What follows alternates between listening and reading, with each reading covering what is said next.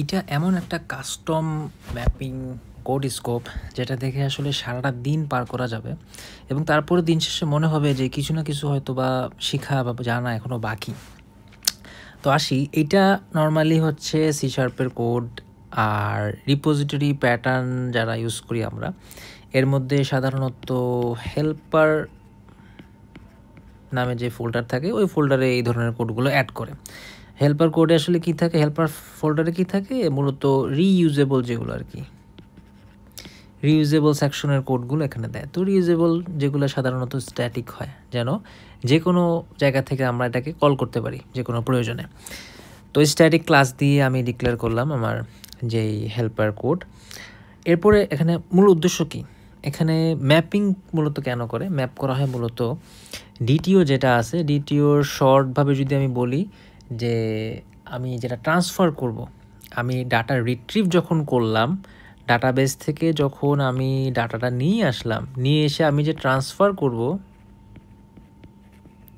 এই ট্রান্সফার করে সাধারণত ডিটিও নামে একটা কাইন্ড অফ মডেল তৈরি করে।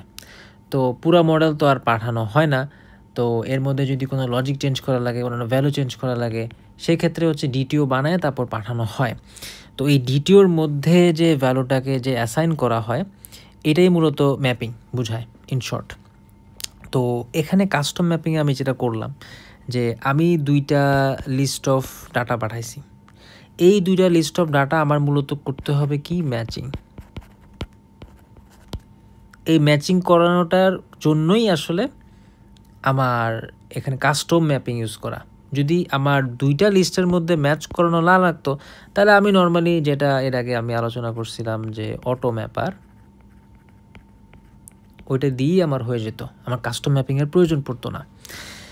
আর এখানে আরেকটা জিনিস দেখার জন্যই আসলে এই ভিডিওটা করা, সেটা হচ্ছে যে আমরা যারা কাস্টম লজিক দেওয়ার পরেও চাচ্ছি যে আমার ডাটাটা ফাস্টার লোড হোক, আমার যদি উদ্দেশ্য থাকে হচ্ছে ফাস্ট ডাটা লোড, আবার যদি উদ্দেশ্য থাকে কিছু লজিকও থাকবে আমার ডাটা লোডের সময়, সাপোজ লজিকের মধ্যে সাপোজ ম্যাচিং করতে হবে,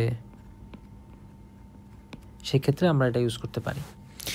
এবার আসি ফাস্টার লোডের জন্য আমি কি করছি। মূলত আমি ডিকশনারি ব্যবহার করছি।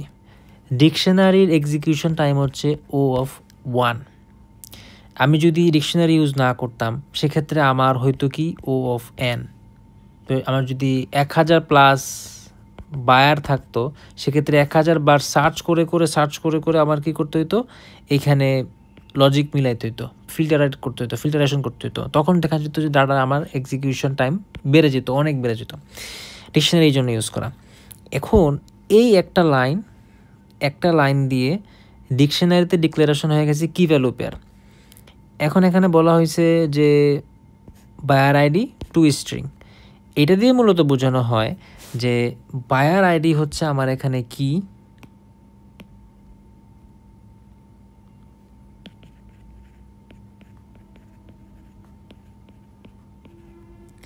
আর ভ্যালু হচ্ছে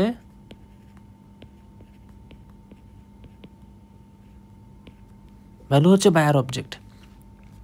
তো এই একটা লাইন দিয়েই কি ভ্যালু পেয়ার তৈরি হয়ে গেছে আমার। এবার আসি ফর লুপে। তো ফর লুপে এটা তো একদম কমন কোড, যে আমার প্যারেন্টসের একটা সিঙ্গেল লিস্ট নিলাম, আমি প্যারেন্টস থেকে একটা সিঙ্গেল লিস্ট নিলাম, আর এটা হচ্ছে নিচে থাকে নর্মালি, এটা উপরেই দেওয়া হয়েছে, এটা কি ডিসেন্ডিং অর্ডার, জাস্ট একটা ফিল্টার বা লজিক, যে আমার নিচ থেকে যেন শুরু হয় ডিসেন্ডিং। এরপরের লাইনটা হচ্ছে বলা হতেছে, আমি বাহির থেকে পড়া শুরু করি, যে যদি ডিকশনারির মধ্যে না থাকে, কে না থাকে, বায়ার ভ্যালু, এই বায়ার অফ প্যারেন্ট যদি ডিকশনারির মধ্যে না থাকে তাহলে কন্টিনিউ করো। আর এর মধ্যে এই যে আউট var বায়ার, এটা ভ্যারিয়েবল নেম ডিক্লেয়ার, এই ভ্যারিয়েবল দিয়ে নিচে আমার ডাটা ধরা হয়েছে। তো মূল বিষয় হচ্ছে যে যদি ডিকশনারির সাথে ম্যাচ করাবে, এই ম্যাচটাও হচ্ছে গিয়ে মানে সুপার ফাস্ট, কারণ ওই যে বললাম এক্সিকিউশন টাইম হচ্ছে গিয়ে O(n). তো এই জিনিসটাও ফাস্টলি সে ম্যাচ করতে পারবে ইন মেমোরিতে, সি শার্প ইন মেমোরিতে সে ম্যাচ করাবে। এবং এই যে রিটার্নটা নর্মালি করতে পারতো, রিটার্নের আগে এখানে ব্যবহার করা হয়েছে ইল্ড। এটা খুব ইন্টারেস্টিং। এই ইল্ডটা হচ্ছে আমার lazy return.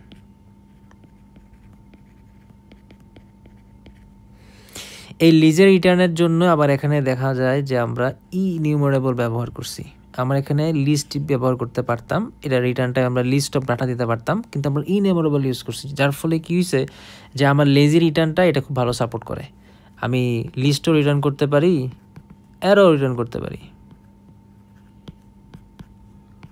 So innumerable is vast.